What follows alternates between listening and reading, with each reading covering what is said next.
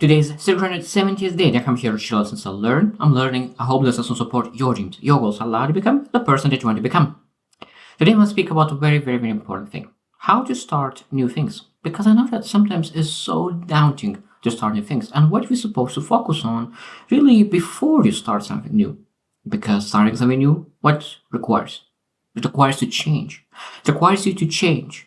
Not immediately, but sometimes making a decision to change is more than enough. Now, of course, a lot of times people need to have big goals to change, and sometimes it's just a small change. So what is most important? It's important not how big your dream is, how big the vision is. The most important part is you need to have big enough vision, big enough dream to make you move. That's the most important part. So that means it doesn't matter how big it is. What matters is your dream needs to make you move. If it doesn't make you move, maybe you need to find a different dream, different vision, different goal, different aspirations. Because a lot of times, if you want to pursue the things that other people want to pursue, of course, you will not feel excited. And because if you don't feel excited, you don't feel fulfilled, you'll not pursue those new things. So today we'll share like 15 things really to consider when you're starting something new. Because, as I said, starting something new is a lot of times a scary thing. Sometimes it requires to invest money. Sometimes it requires to invest time. And a lot of times people are not willing to invest anything to really change their lives. But I could tell you, you need to invest something. You need to give up something. You need to go, if you want to go up, you need to give up something. And what you're willing to give up. Because that's the question that you need to ask yourself. What I am willing to give up to go up. Because when you start something new, there will be a lot of things that you will need to give up to be able to get what you really want. So let's get started. The first one is when you start something new, you need to have a clear purpose and clear vision. Clear purpose and clear vision. And why is that? Why is it important to have clear purpose and clear vision? Because when you're into something and you don't have a clear understanding why you go that, sooner or later you will quit.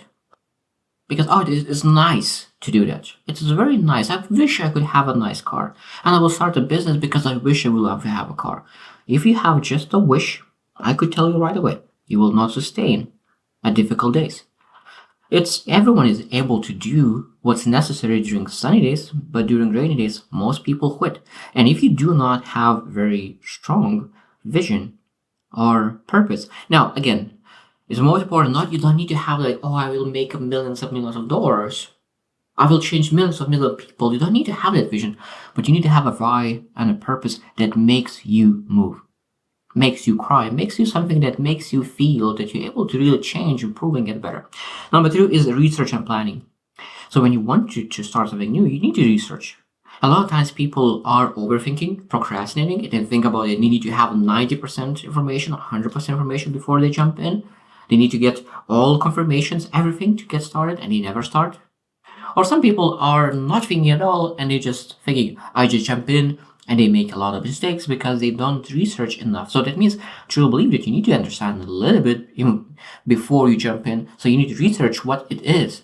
Because people got scammed a lot of times by different people. Why? Because you just believe one person. And they jump in without really doing due diligence, without doing research. And a lot of times, people who are scammed a lot of times is people who want shortcuts, who want fast results. But a lot of times there is no such a thing as shortcuts. There is no such a thing as fast money. There is no such a thing as fast building skills. A lot of times what looks as fast, a lot of times is not as it is. Number 3 is set realistic goals. So when we have a purpose, when you have a vision, that vision will be built for multiple goals. So that means that you need to set realistic goals based on a timeline and based on because multiple times will be when you have that big vision, there will be steps goals. So I will need to achieve this goal, then I will need this goal, third goal, fourth goal. So that means we need to understand what kind of goals we need to pursue to achieve our vision. Because I found that a lot of times people pursue goals, short-term goals, that doesn't align with their future vision, future goal, future aspiration, and future purpose. So that means that when you have set a goal, you need to ask yourself, is this goal aligning with my long-term vision? And if it's not, maybe there's something else that you're able to do to move the needle forward towards your vision. And of course, you need to be realistic, like you probably have heard SMART goals, understanding that specific, measurable, realistic, achievable, and timely based. Number 4 is resources allocation. Resources allocation. So what kind of resources do you need for specific change? Sometimes just time, sometimes just money, sometimes a lot of different things. But you need to ask, like, what kind of resources do I need?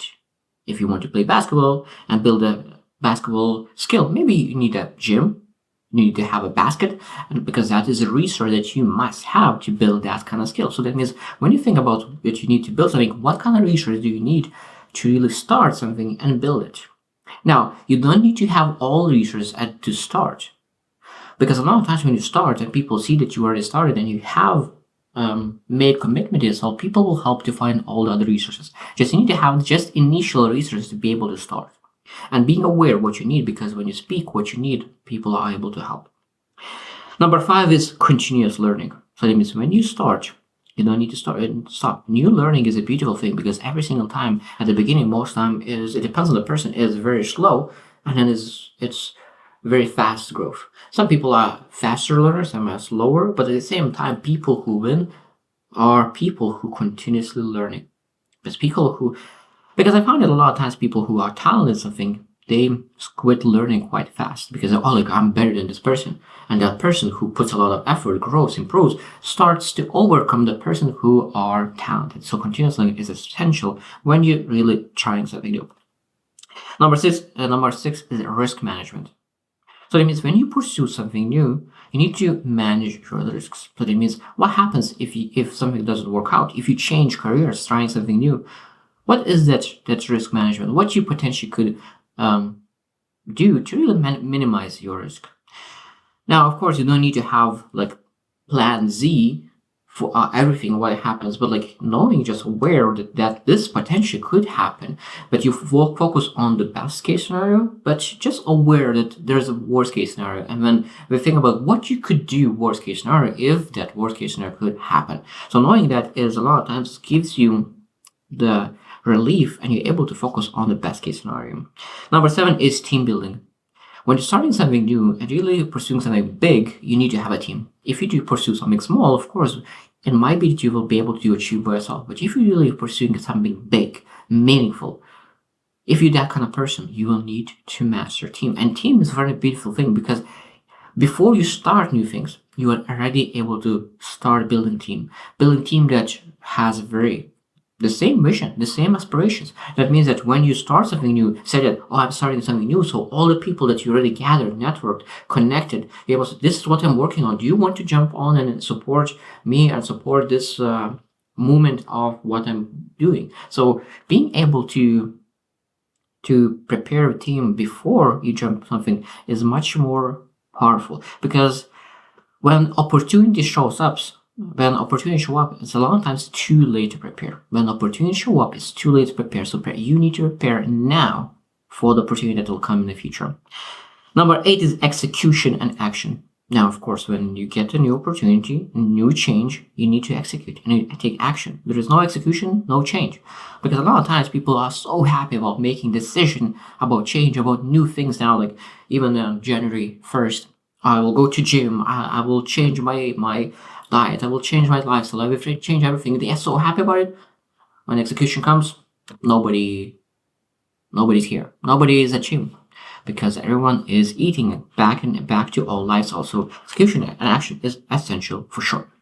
Number 9 is adaptability. So when you start something new, a lot of times things that you started changes completely immediately. You need to adapt things. For example, when I used to do judo, so I used to do one throw, but rules changed and it was banned from competition. So I was not able to use that. So what I needed to do, I needed to adapt and find different things that I'm able to do to make sure that I am in the best level. So everything in life changing. So it doesn't matter what you want or don't want, something will change no matter what. So you need to be adaptable in being able to change, because life changes with you or without you. Number 10 is persistence and resilience. This is very essential. Most time when you start, you come with a lot of energy. You have so much energy because you know that you're changing, improving, getting better.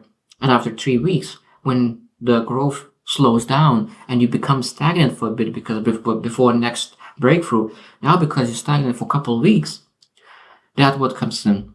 Doubts. Maybe this is not what I'm supposed to do. Maybe that's a new thing. Maybe it's something for someone else, not for me. I am not that kind of person. So a lot of doubts will come in.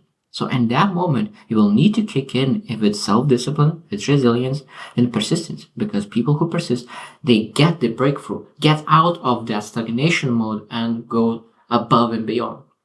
This is going to be you. So understanding that when you start something new, sooner or later, those thoughts about quitting will come.